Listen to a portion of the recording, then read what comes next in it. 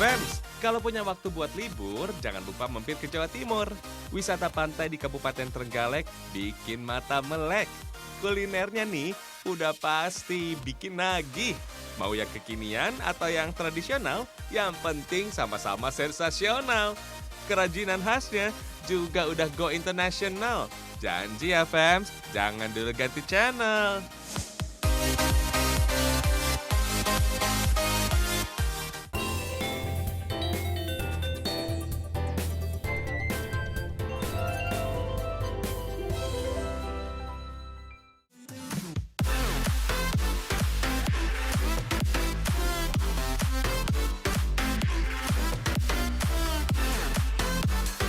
Wah, kenapa Mbak? Pasti karena makanannya ya. Fams, kuliner pedas emang selalu menggugah selera ya. Meski bikin keringetan, banyak orang bakal ketagihan. Di Trenggalek nih Fams, ada kuliner ceker pedas yang cadas. Kita intip yuk proses pembuatannya. Pertama-tama, goreng dulu cabai rawit, cabai merah, bawang merah, dan juga bawang putihnya. Setelah digoreng, haluskan dengan blender ya. Siapkan panci presto, beri sedikit minyak goreng, masukkan bumbu yang sudah dihaluskan, kunyit, serai, lengkuas, gula, dan garam. Masukin juga cekernya ya fans. Kasih sedikit air, aduk, dan tutup pancinya ya. Biarkan selama kurang lebih 20 menit fans.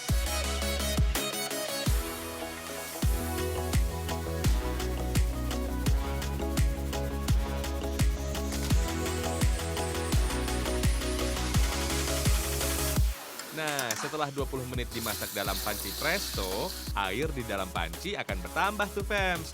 Terus dimasak lagi deh di wajan sampai airnya berkurang. Dan sekaligus supaya bumbunya juga makin meresap fams. Nah, ceker setan pun siap disantap. Harga per porsi ceker cuma Rp10.000 aja fams. Mau dimakan sama nasi atau jadi cemilan, tetap endes surendes deh pokoknya. Hihihi.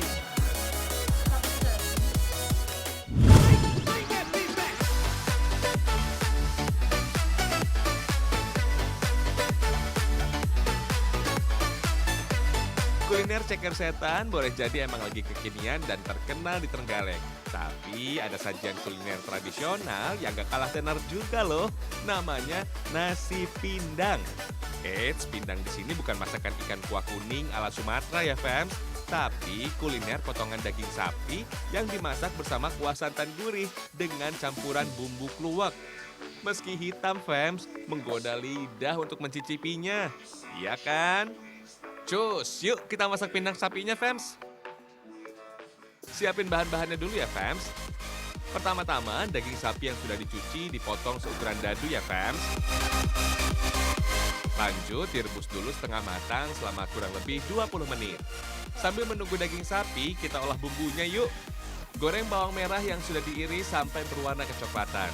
Bawang goreng ini nanti ditambahkan jika daging sudah mulai dimasak dengan bumbu. Lanjut bawang merah, bawang putih, kemiri, dan kunyit yang sudah dipotong-potong digoreng terlebih dulu sebelum diulek. Tujuannya selain supaya bumbunya matang, juga biar gampang pas nguleknya, Fams. Empuk gitu deh.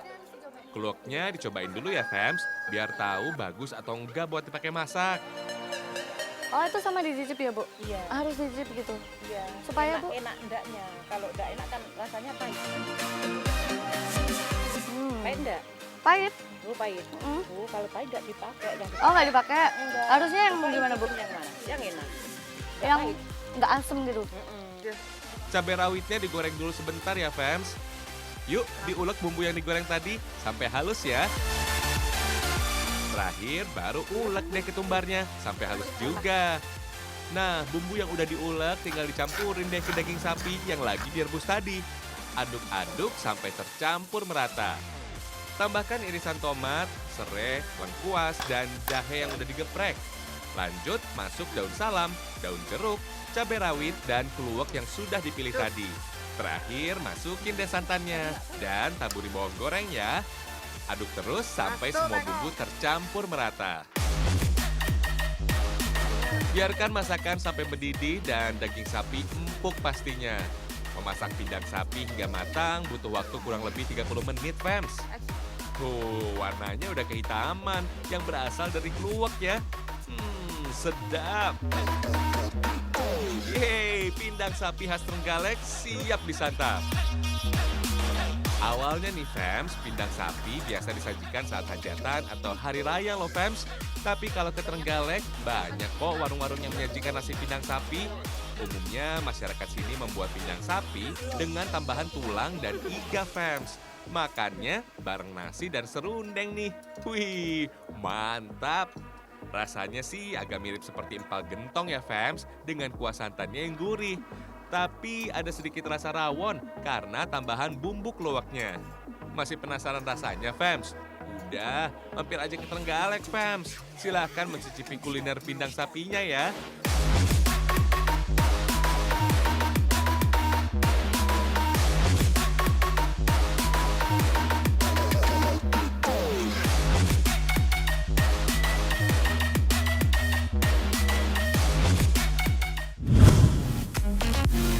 Udah puas kulineran di Trenggalek? Sekarang kita keliling menikmati keindahan alamnya yuk. Kalau wisata pantai jadi favorit kalian nih fams, cus deh mampir ke Pantai Perigi. Pantai yang terletak di desa Tasimadu Watulimo ini memiliki julukan Southern Paradise alias surga dari selatan fams. Untuk sampai di Pantai Perigi, setidaknya kalian harus berkendara selama kurang lebih 5 jam dari Surabaya. Lumayan jauh sih fams, tapi dijamin gak nyesel deh dengan keindahannya. Salah satu spot yang bisa dikunjungi adalah Rumah Apung Rembeng Raya di pesisir Perigi, tepatnya di Pantai Mutiara.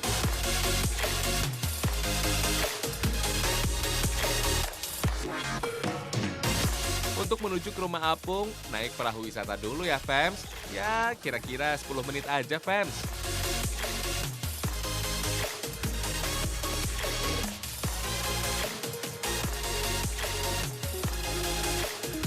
Fams, Rumah Apung ini didesain khusus dari bahan dasar yang terbuat dari WPC atau Wood Plastic Composite yang tahan terhadap hadangan gelombang. Selain itu, juga bahan ini menyesuaikan pasang surutnya gelombang air laut. Makanya, pelampung di Rumah Apung ini mampu meredam sekaligus stabil terhadap gelombang ombak. Rumah Apung yang dibangun tahun 2016 ini awalnya berfungsi sebagai pos jaga ya fams, karena di sini adalah salah satu titik lokasi konservasi terumbu karang tuh. Tapi lama-kelamaan Rumah Apung menjadi daya tarik wisata tersendiri dan akhirnya dijadikan salah satu destinasi kunjungan wisata di Pantai Perigi.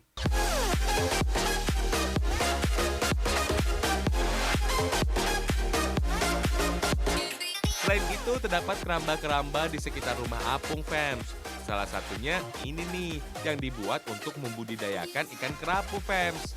Kalau berkunjung ke sini, boleh loh fams ikutan ngasih makan ikan kerapunya. Hihihi, udah pada kelaparan tuh kayaknya. Kayak kamu, masih lapar nggak? Hehehe.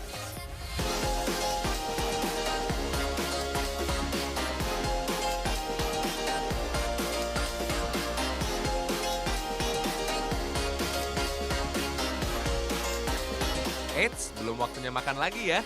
Kita kasih makanan untuk hati aja. Hehehe. Cukup berbekal pelampung dan alat snorkeling fams. Silakan berenang sepuasnya dan menikmati keindahan terumbu karang di sini. Alat snorkeling bisa disewa dengan harga Rp25.000 aja. Tapi sayang nih fams, sekarang arus bawah lautnya lagi lumayan kencang nih. Jadi air bawah lautnya agak keruh dan jarang banget ikan muncul tuh. So fams, pastikan datang saat cuaca lagi bagus buat mantai ya. Oh iya fams, berwisata ke Pantai Perigi masih terbilang aman kok meski cuaca kurang bersahabat. Karena perairan Perigi dikelilingi deretan pegunungan dan perbukitan. Jadi pas ombak besar masih terhalang oleh perbukitan tuh. Kalau nggak berani melakukan aktivitas di air, sekedar menikmati suasana di pinggir pantai juga nggak rugi kok fams. Pasir di Pantai Perigi cukup bersih. Nyaman lah fams untuk dipakai bermain. So, aman deh buat wisata bersama keluarga dan membawa anak-anak.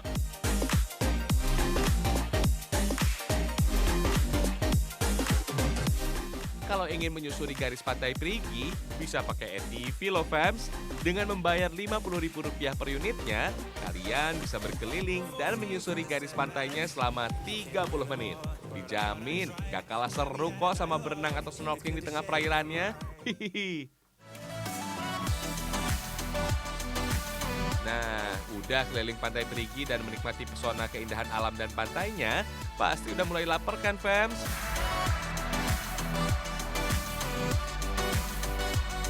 Gak usah bingung mau makan apa. Ikan asap khas Pantai Perigi wajib nih masuk daftar kuliner yang harus kamu coba. Di sepanjang pinggiran Pantai Perigi, warung-warung yang menjual ikan asap berjejer, fams. Tinggal pilih deh mau mampir ke warung yang mana. Yang dijual juga sama aja kok. Aneka hasil laut bisa kamu pilih, fams. Mulai dari ikan salem, cakalang, kakap, cumi-cumi, sampai lobster. Harganya pun terjangkau, mulai dari Rp5.000 sampai Rp50.000 aja, fams. Nggak cuma menjual aneka olahan asap yang udah jadi aja. Proses pengasapannya pun bisa langsung kamu lihat di sini loh. Nih, kebetulan salah satu penjual akan mulai proses pengasapan ikan kakap. Pertama, ikan dibersihkan dulu isi perutnya dan sisiknya. Kemudian dipotong-potong, diambil bagian dagingnya aja. Baru deh dijepit dengan sebilah bambu. Satu bilah bambu berisi 2-3 potong ikan, tergantung besar dan ketebalan daging ikannya. Langsung deh ikan bisa diasap, fams. Nggak perlu tambahan bumbu apapun. Teknik pengasapan pada dasarnya mengambil panas dan asap yang dihasilkan dari pembakaran kayu. Ikan tidak diletakkan langsung, tapi dekat aja dengan sumber panas. Minimal beri jarak 50 cm antara ikan dan kayu pembakaran. Kondisi api harus selalu dikontrol, fams. Jangan sampai api membesar. Kendalikan dengan menyemprotkan air sesekali kalau api sudah mulai membesar. Selama proses pengasapan memang harus diupayakan jangan sampai terbentuk api karena akan mempengaruhi mutu produk ikan asap yang dihasilkan. Umumnya proses pengasapan membutuhkan waktu yang lama, fams. Minimal 2 hingga 10 jam lamanya. Tergantung dari berapa lama daya awet makanan yang diinginkan. Semakin lama proses pengasapan, semakin awet produk ikan yang dihasilkan, fams. Selain menambah aroma, teknik pengasapan biasa digunakan dengan tujuan untuk mengawetkan makanan, fams. Proses pengawetan berlangsung karena adanya reaksi disinfeksi dari formaldehid, asam asetat, dan fenol yang terkandung dalam asap. Olahan ikan asap ini bisa kok langsung kamu makan di tempat, fams. Karena pada dasarnya, ikan asap merupakan produk akhir yang siap disantap. Cuma biasanya kalau mau makan di tempat, penjual memanggang lagi ikannya, fams. Dan tak lupa diolesi dengan bumbu racikan rahasia. Panggang sebentar di atas api. Ikan asap siap disantap bersama sambal. Mantul, fams. Mantap betul. Jangan lupa ya bawa ikan asapnya buat oleh-oleh juga. Hihihi.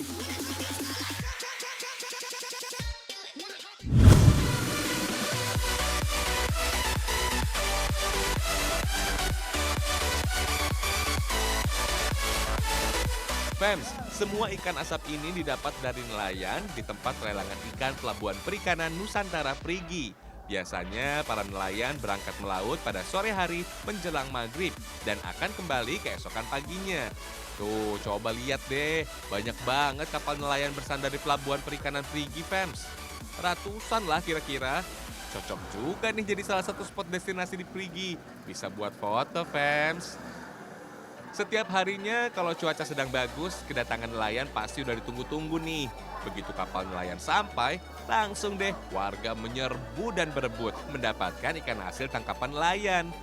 Transaksi jual beli ini juga berlangsung di sini, fams. Setiap kantong atau keranjang ikan ini dihargai 300 hingga 700 ribu rupiah, fams. Tergantung jenis dan berapa banyak ikan. Wih, seru banget ya.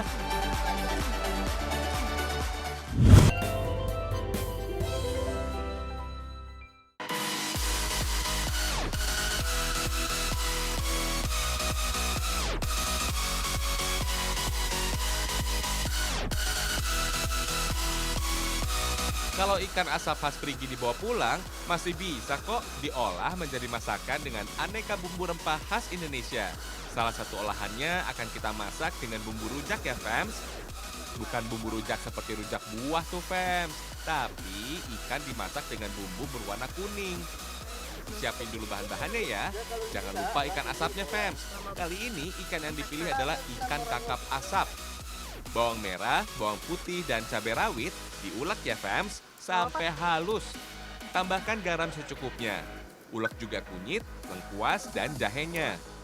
Panaskan sedikit minyak, tumis bumbu yang udah dihaluskan tadi sampai matang.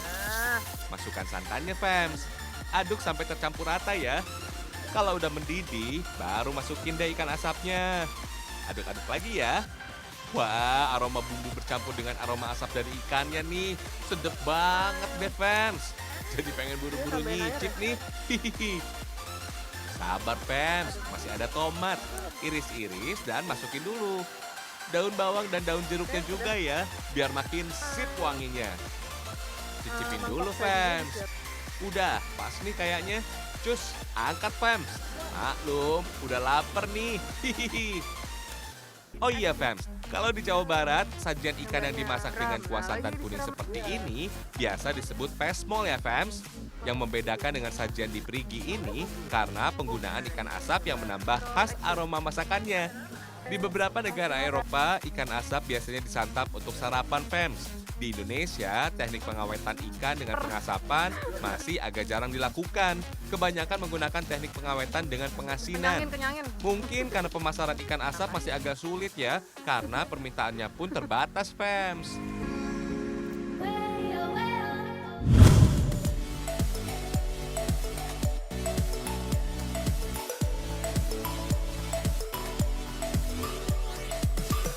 Puas berwisata dan kulineran di Trenggalek, ada satu lagi nih yang wajib kalian tahu tentang Trenggalek.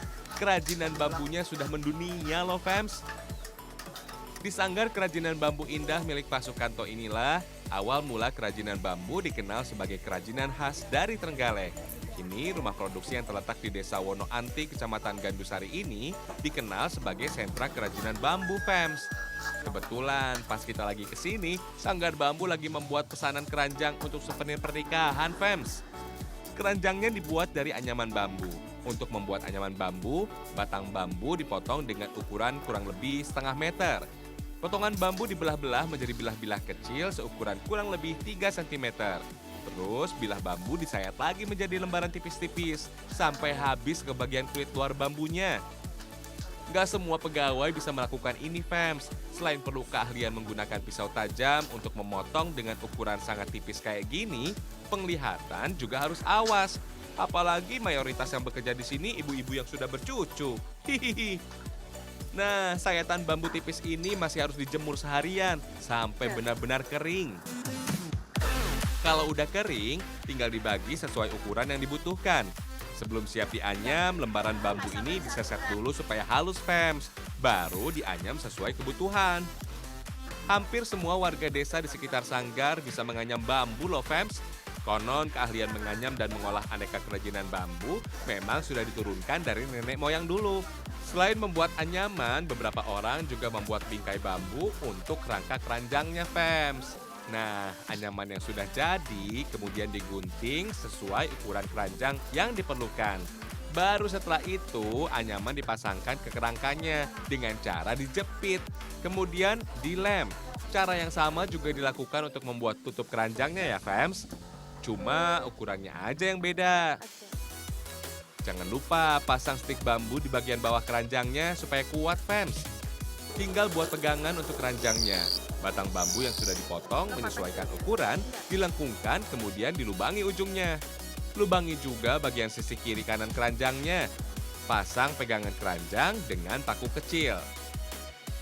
Proses terakhir adalah pembakaran, fams. Pembakaran ini bertujuan untuk menghilangkan sisa-sisa serabut bambunya ya, fams. Tuh, cantik banget kan berbagai kerajinan bambunya, fams. Sebagai finishing, aneka kerajinan bisa dicat sesuai kebutuhan, fams. Atau justru dibiarkan sesuai warna asli bambunya ya. Harga aneka kerajinan bambu ini bervariasi, fams. Mulai dari 10.000 sampai 10 juta rupiah juga ada. Hihi, maklum deh, fams. Nggak cuma perabotan kecil aja yang dibuat di sini. Furnitur dari bambu juga ada loh. Variasi inilah yang membedakan kerajinan di sini dengan kerajinan bambu lainnya. Gak heran deh kalau kerajinan bambu indah sempat diekspor ke berbagai negara seperti Amerika, Eropa, Brunei, Malaysia, Jepang, dan Korea. Tapi belakangan Pak Sukanto jarang mengirim ke luar negeri, Fems. Bukan karena pasar sedang lesu, tapi karena harga yang dibanderol terlalu rendah. Belum lagi terkadang permintaan lokal saja sudah cukup membludak. Wih, keren deh. Semoga semakin banyak masyarakat Indonesia yang mencintai dan bangga menggunakan produk lokal asli Indonesia ya.